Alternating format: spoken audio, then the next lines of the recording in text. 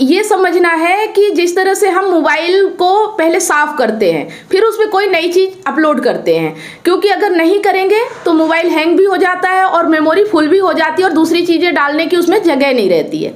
ठीक है, तो पहले हमें उसे डिलीट करना होगा धीरे धीरे, मतलब जितनी चीज़ें हमने अभी तक ऑब्जर्व की हैं उन सब चीज़ों को हमें अलग रखना है और इन्हें अलग वे में लेना है, जो यहाँ आप सीखेंगे। ठीक है, धीरे धीरे चीज़ें समझ में आएंगी, एकाएक नहीं समझ में आती है, लेकिन जितनी समझ में आए, जैसे समझ में आए, कंपैरिजन मत कीजिएगा, कंपैरिजन करेंगे तो सीख नहीं पाएंगे।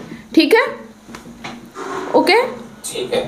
चलिए, तो अभी हम 10 से 15 मिनट तक अष्टवक्र गीता है उसे पढ़ेंगे और फिर उसको पढ़ने के बाद सुनेंगे आप, और हो सके तो कापी पेन ले लीजिए, नोट भी करिए कि क्या क्या वहाँ पढ़ाया जा रहा है। उसके बाद आपसे कुछ सवाल किए जाएंगे, आपने क्या समझा, क्या सीखा और किस दिशा में आपको कैसा लग रहा है ये ज्ञान, वो सब चीज़ें हम 15-20 मिनट के बाद डिस्कस करेंगे। 1 घंटे का हमारा सेशन है। ठीक है, ओके, चलिए। और अगर आवाज़ ज़्यादा आए तो अपनी ऑडियो बंद रखिएगा, लेकिन वीडियो ऑन रखिएगा। ठीक है, क्या पहला दिन है, अभी आप सुनिए। तो आज हम पढ़ेंगे कर्म नहीं बोध, ध्यान से समझिएगा। कूटस्थम बोधमय द्वैत मात्मानम परिभावे आभासो हम भ्रमम मुक्तत्वाभावम ब्रह्म मथांतरम।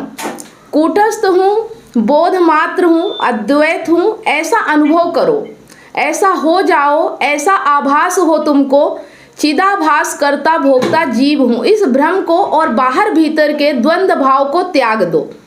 मतलब यहाँ पे सिर्फ अपने आप को ये समझना है कि मैं बोध मात्र हूँ, ज्ञान मात्र हूँ। ठीक है, ऐसा अनुभव करना है, अपने आप को ज्ञान मात्र समझना है, क्योंकि हम ज्ञान हैं। और इस भ्रम को, जो ये बाहर भीतर हमारे द्वंद्व होता है, जो हम किसी न किसी की शिकायतें करते रहते हैं कि इसके कारण हम दुखी है, उसके कारण दुखी है, इस भाव को त्याग देना है।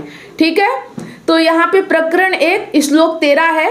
कूटस्थ हूँ मतलब बोध हूँ, अद्वैत हूँ, अद्वैत मतलब जहाँ एक है, जहाँ दो होते ही नहीं है।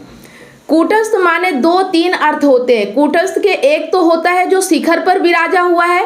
कूट माने शिखर, जैसे बोलते हो ना चित्रकूट, कूट पहाड़ी का शिखर, मतलब कि कूटस्थ मतलब होता है जो सबसे ऊंचा होता है, जैसे कि शिखर होता है, पर्वत होता है, उच्चतम को कहते हैं कूटस्थ। ठीक है, जो एकदम ऊपर बैठा हुआ है। इसके अतिरिक्त कूटस्थ उसको भी कहते हैं जो सर्वव्यापक है, जो सब जगह है, जो कण कण में, अणु अणु में विद्यमान है, उसको भी कूटस्थ बोलते हैं।